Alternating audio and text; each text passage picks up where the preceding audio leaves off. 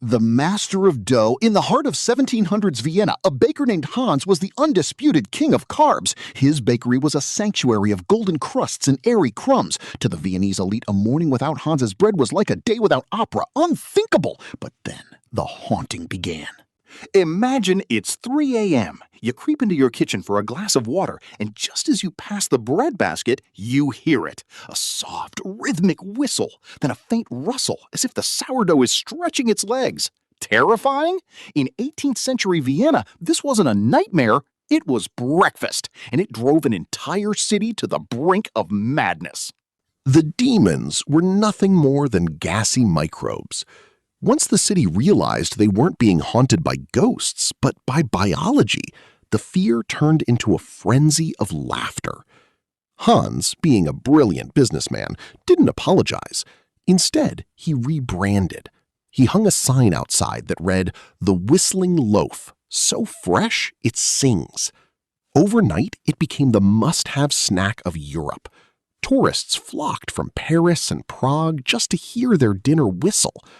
To this day, in the cozy corners of Vienna's oldest cafes, they still tell the tale of the baker who turned a supernatural scare into a culinary masterpiece. The exorcism of the baguettes. The tension reached a boiling point when the local bishop was summoned. Imagine the scene.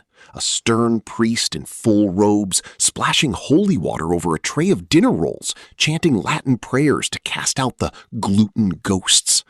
But as the holy water hit the warm crusts, the bread didn't stop. In fact, it let out a long, high-pitched phew, as if the loaves were mocking the bishop himself.